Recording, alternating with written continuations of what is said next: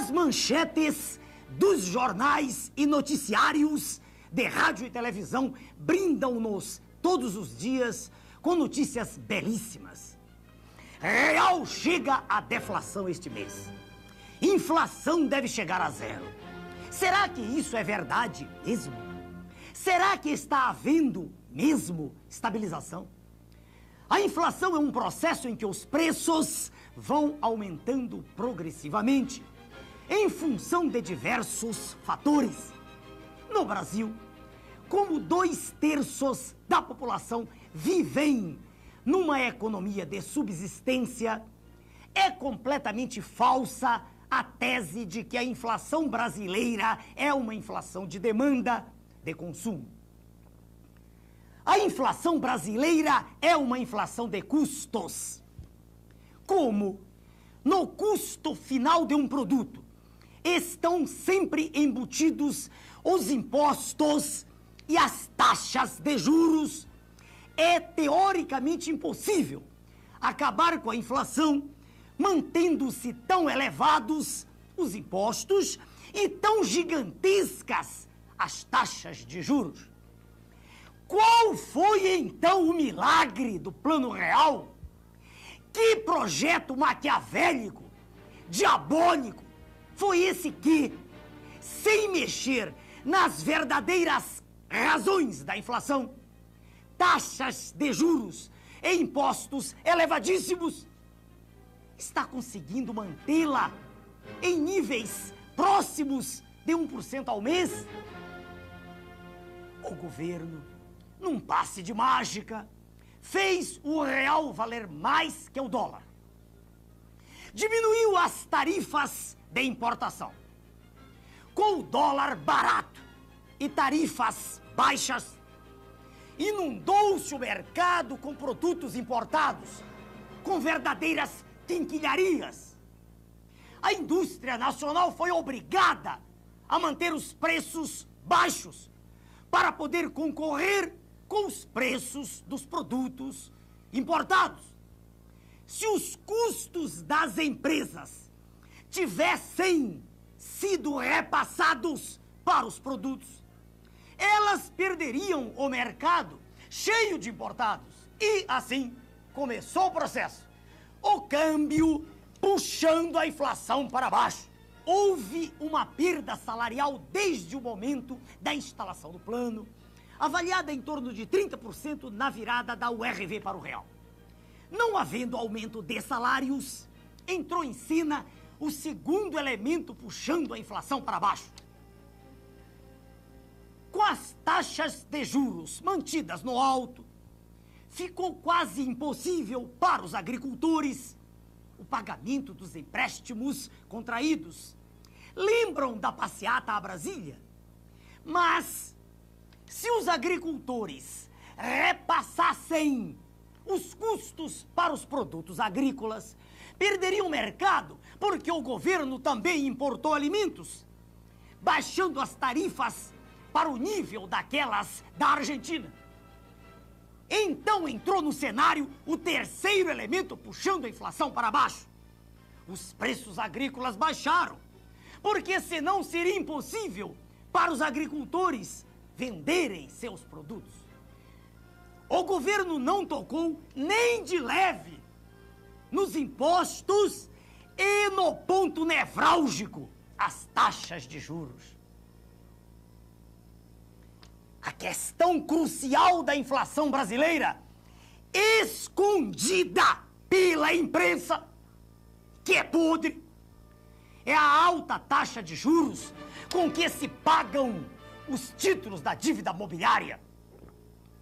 Pagando-se juros de 2,5% ao mês sobre 80 bilhões, bilhões de dólares. Chega-se à cifra espantosa de 2 bilhões de dólares ao mês. São cerca de 65 milhões de dólares por dia. São quase 3 milhões de dólares por hora. Estes números são astronômicos.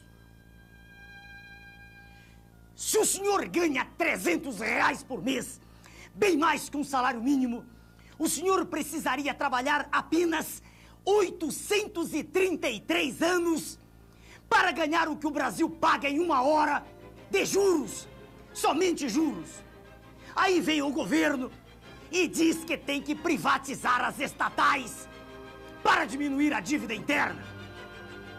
Acontece que já se venderam inúmeras estatais, incluindo-se 2 gigantes, a Companhia Siderúrgica Nacional e a Usiminas, e a dívida interna vem crescendo.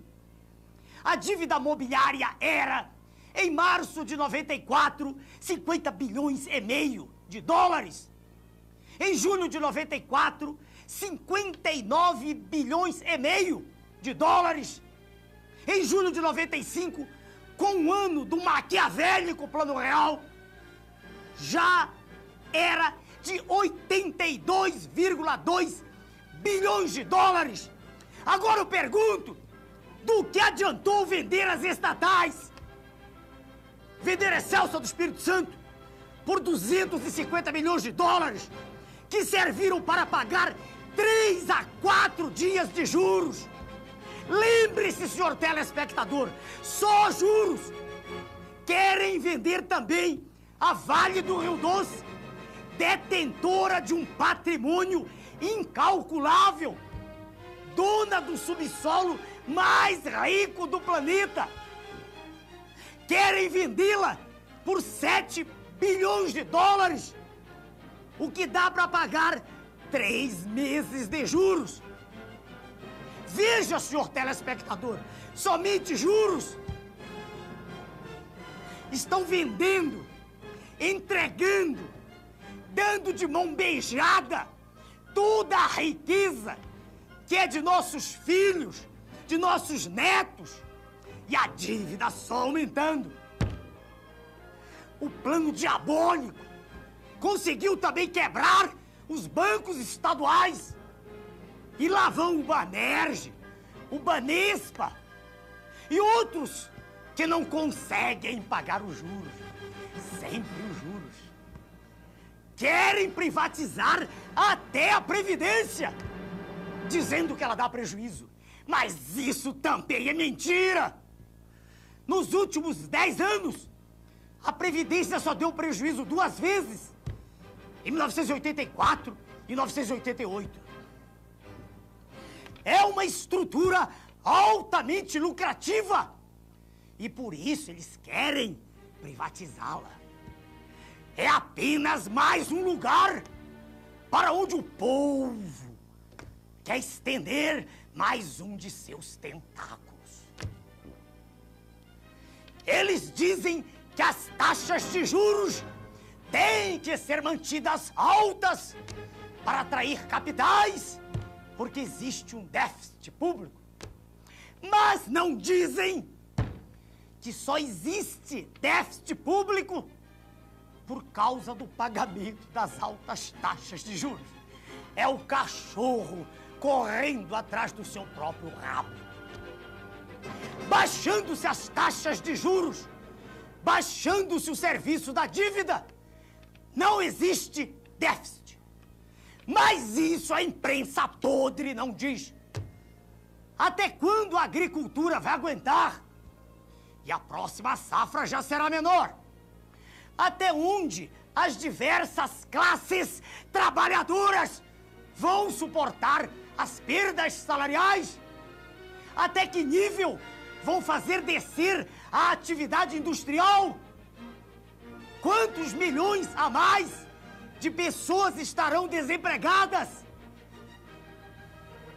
Já são cerca de 10 milhões de desempregados. Segundo o levantamento realizado em várias fontes pelo ilustre professor Marcos Coimbra, conselheiro e perito de economia da Escola Superior de Guerra e membro do nosso partido. E o senhor comerciante, até quando vai aguentar? O senhor que ganha um salário mínimo, que sempre ganhou apenas para comer, comendo mal. O senhor é capaz até de jurar que está tudo bem, porque o seu dinheiro que se volatilizava antes do plano, aparentemente agora rende na sua mão. Isso é verdade. Mas o que o senhor não sabe, porque eles não deixam o senhor saber, é que a situação atual está sendo artificialmente mantida. Mais à frente, o plano vai estourar com certeza. Não dá para dizer em que momento isso vai ocorrer. Eles já quebraram a agricultura, criaram uma inadimplência monstruosa. Vejam os senhores a que nível absurdo chegaram os títulos protestados, as concordatas e as falências.